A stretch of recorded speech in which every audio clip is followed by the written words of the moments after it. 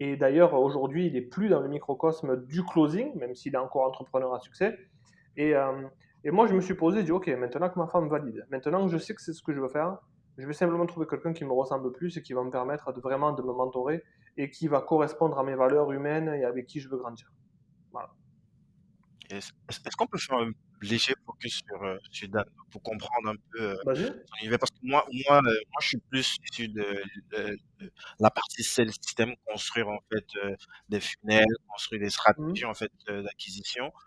Et je me rappelle à l'époque, on bossait justement beaucoup dans le marché canadien, euh, notamment dans l'immobilier. Et on a travaillé avec plein de closers qui étaient ils étaient formés avec justement le programme de certification de Dan. Et Mhm. moi, j'arrivais pas. Je pense que c'est pour ça que je suis pas rentré dans ce métier à l'époque. Je me disais, mais c'est quoi ce truc-là? Par ailleurs, aux gens et tout. Moi, je préfère être devant mon ordi, je parle à personne, je construis des trucs. Et puis, quel serait l'intérêt d'aller parler à autant de personnes? Et pourtant, ces gens, ils gagnaient beaucoup plus d'argent que nous, quoi. Mhm. En plus, on vendait des programmes qui coûtaient 10 000, 15 000, 45 000 dollars, qui se faisaient beaucoup de cash, beaucoup de cash. Mais bon, je regrette un petit peu de ne pas rentrer dans ça à l'époque, mais peut-être c'était le parcours qu'il fallait que j'ai. Euh, Toi, qu'est-ce que tu retiens de ça, même si tu n'as pas suivi le programme de Dan Lok, est-ce que tu as un peu creusé, qu'est-ce que tu penses en fait de, de, de Dan Lok comme figure, ou alors qui était une figure du closing high ticket à de cela 4 ans, 5 ans? Aujourd'hui, j'ai beaucoup d'amis qui ont fait sa formation, donc je sais qu'il a changé leur vie. Et finalement, si je regarde bien, il a quand même changé la mienne parce que c'est lui qui m'a fait découvrir ce fameux mot closing, closer. Donc je serai éternellement reconnaissant. Mais il y a un truc qui m'a fait vraiment fait sourire à mes débuts et je crois que il s'est pas rendu compte à quel point il m'a donné de la force. C'est que dès mes départs en closing, il m'a mis dans une blacklist. En fait, ça s'appelait la watch list. Ouais, la watch list, c'est-à-dire que tous les high ticket closers qui avaient sa formation et s'il me côtoyait ou s'il parlait avec moi, il les rayait de la famille parce que lui, il appelait ça the family. Et je trouvais ça fou parce qu'en fait, je me disais, hey, I'm nobody. Moi, je suis personne. Je suis personne et tu me mets dans une watchlist. En fait, il m'a donné de la force sans s'en rendre compte en me disant, mais en fait, ce gars-là, il sait qui je suis.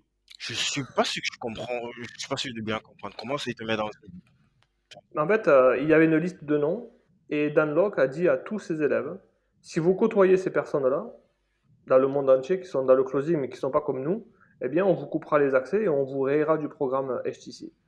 Et dans cette liste-là, il y avait mon nom. Mais pourquoi? Je pense pas que tu avais un contact direct avec lui. Non, mais en fait, moi, j'avais jamais parlé. C'est juste qu'en fait, aujourd'hui, il voulait pas que ses élèves voient un autre moyen d'être un top closer en passant par une autre école, en fait. Ah oui, c'est chaud quand même, ça, je savais pas. Ouais. Mais c'est bizarre quand même. C'est insecurity, c'est l'insécurité, ça, c'est tout. Ouais, mais Danlog, c'est une institution techniquement, Oui. sans Ah, mais vouloir genre, te manquer de respect, mais je pense pas que tu pourrais représenter quelque chose de dangereux pour lui. et pourtant, Ok, et pourtant. pourquoi pas. Dans la liste, il y avait Premium Closer et Anjo D'Acunto, donc ça veut dire deux fois. Deux fois, j'étais marqué dans cette liste-là et j'étais vraiment à mes débuts. Vraiment, vraiment à mes débuts. Et c'est réel, Black carré de gens. Ouais, ouais, c'est pas pour ceux qui savent, c'est pas la blacklist, c'est la watchlist. Et en fait, dessus, il y a des noms de personnes, et si tu parlais avec ces personnes-là, ou si on t'associait avec ces personnes-là, on te rayait du programme, on te coupait les accès, et tu n'avais plus le droit de t'appeler HTC, High Ticket Closer. Waouh, ouais, j'aurais appris un truc ce soir. Ok, ah, c'est top. Donc, du coup, est-ce que tu parles ouvertement, Oui, je pense que tu en vas-y. parles, vu que même dans ton podcast, tu dis que tu n'as pas de réticence à parler des gens Oh avec qui non, tu te formes. Tu en as même fait des interviews avec quelques-uns. J'ai écouté avec l'allemand, là, parce que moi je vis en Allemagne. J'ai oublié comment il avec s'appelle. André, ouais. Ouais, ouais. André, ouais, ouais. Et, André qui vient du programme de Dunlock. oula! Ouais. Ah, forcément, lui, il a fait. En plus, il y a un podcast. Lui, je sais qu'il s'est fait ban, quoi, forcément. Et aussi Ouais, celui mais qui a bossé avec, comment il s'appelle? Tony Robbins. ouais, Eli White, en fait, c'est lui la première formation que j'ai achetée. Le premier mentor que j'ai eu, ça a été lui. Ah, d'accord. Donc, j'ai pas pris Dunlock, j'ai pris Eli. Mhm. Ok.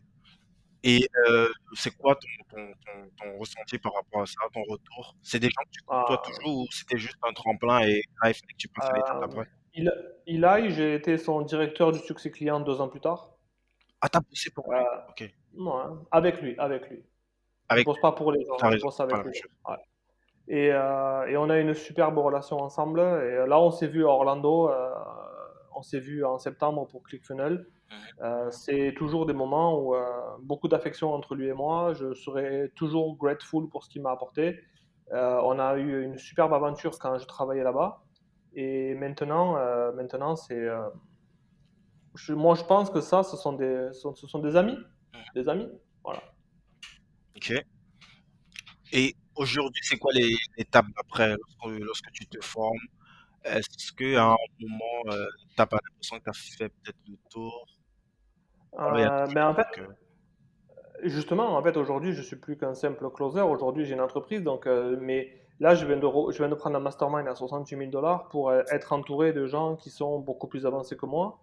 Ce que je souhaite aujourd'hui, c'est comprendre les piliers de croissance d'une entreprise pour, un, le faire pour moi et deux, pour l'enseigner à nos clients. mmh Et pour ça, j'ai besoin d'un peu de stratégie parce que finalement, les stratégies, on les connaît. mh. Mais j'ai besoin surtout de rester avec des gens qui pensent différemment de moi pour me montrer comment je dois penser face à certaines situations. Parce que si je pense comme je pense actuellement, je vais être capé par les revenus que j'ai. OK. Ouais, je vois. Voilà. Et pour cela, heu heu, comment est-ce que tu organises en fait, ta montée en compétences? Ah, c'est une excellente question. Et c'est là où elle est vraiment bonne ta question sur ça parce que j'analyse mes faiblesses et je fais deux choses. Soit je vais recruter quelqu'un, soit je monte en compétence sur la dite discipline, ou soit je monte en compétence sur la dite discipline et je recrute quelqu'un. OK, intéressant, Voilà. intéressant.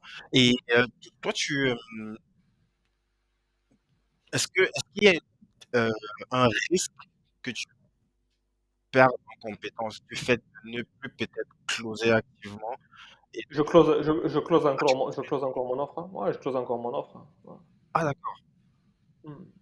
Bah, comment tu trouves du temps justement pour, structurer et façonner ta structure et en même temps aller prendre encore, l'école en J'adore ce que je fais et donc je pense pas que je suis le plus gros bosseur de la terre dans le sens où si je dis no one can outwork me, tu vois, il y a personne qui peut travailler plus fort que moi. Donc ça, ce serait une grosse légende de le croire. Mais en fait, aujourd'hui, il faut passer une journée avec moi pour savoir ce que je suis capable de faire, ce que je suis capable d'accomplir sur une journée en pilotant mes équipes et en pilotant notre entreprise. Et voilà. C'est juste que j'ai pas l'impression de travailler tellement je me régale dans ce que je fais. trop stylé. Waouh, je m'attendais pas. Je pensais que mais c'est pas naturel quand même. Je sais pas si, c'est quelque chose que tu vois aussi autour de toi. Bon, du moins ceux que j'ai suivis, heu, il y a une phase où ça close plus du tout, quoi. Ça close plus du tout, c'est les gens qui sont en dessous qui vont closer, il va peut-être faire un peu de management, mais il va plus prendre Ouais. d'appels, quoi. Oui, mais en fait, aujourd'hui, il y a mon degré d'attention aujourd'hui, je close que les gros deals. Par exemple, là, on a pris des agents immobiliers, on en a pris 10. Si on les explose, on prend tout le réseau de 2500. Tu vois, donc ce sont des gros deals qu'il faut aller chercher. Ah, c'est intéressant. Voilà. Top. Je veux qu'on rentre un petit peu dans le métier de closing, comme je disais tantôt. Dans ta com, il y a un terme qui revient à chaque fois. Je pense que c'est de ça que c'est inspiré le nom de ton entreprise, c'est les e-players. Comment est-ce que toi tu définis ces profils-là? Est-ce que, peut-être un peu plus provocateur, quelqu'un qui réussit à faire peinard ses 2500, 3000, est-ce que tu qualifies ce type de profil comme e-player? Non, non. 3000 de Et commission il par maintient, mois? c'est-à-dire il maintient sur, l'année, il réussit à faire ses 2500, 3000 de commission. Non, ça c'est pas un player ça. C'est entry level ça, en closing. OK. Pour moi, un A-player, en fait, aujourd'hui, si je recrute un A-player dans mon entreprise, il doit nous permettre de franchir un autre palier. C'est-à-dire que sa présence chez nous doit nous permettre d'aller franchir un nouveau palier de croissance. Donc, son arrivée, elle va nous amener et du numérique financier, donc évidemment, mais elle va nous amener aussi un nouvel élan, et peut-être même c'est quelqu'un que je vois piloter un prochain département. Donc voilà pourquoi aujourd'hui, si tu prends un A-player, quelqu'un qui est un A-player, c'est quelqu'un que tu vas chercher. Il n'existe pas sur le marché, il est déjà en train de faire. Il est A-player quelque Tu part. vas le débaucher, quoi. Absolument. Je vais le chercher ailleurs par rapport à ce qu'il fait et je vais le prendre là où il est et je vais lui montrer que chez nous, c'est plus sexy. Il va peut-être plus gagner et moi, je vais le rendre encore plus fort que là où il était aujourd'hui. Donc, je dois lui proposer un meilleur véhicule que là où il est. Un A-player aujourd'hui, il est pas sur le terrain, il est pas sur le banc de touche en train d'attendre qu'on lui donne une chance. Il est en train de performer, mais il sait qu'il manque quelque chose pour franchir le prochain palier. Est-ce que c'est des profils qui peuvent émerger en interne? 100%. En fait, aujourd'hui, le A-player, soit tu le crées, soit tu l'achètes. Donc l'achète, c'est tu vas le chercher ailleurs et tu le crées. Ben, tu as Par contre, si tu le crées, sa courbe d'apprentissage sera beaucoup plus longue.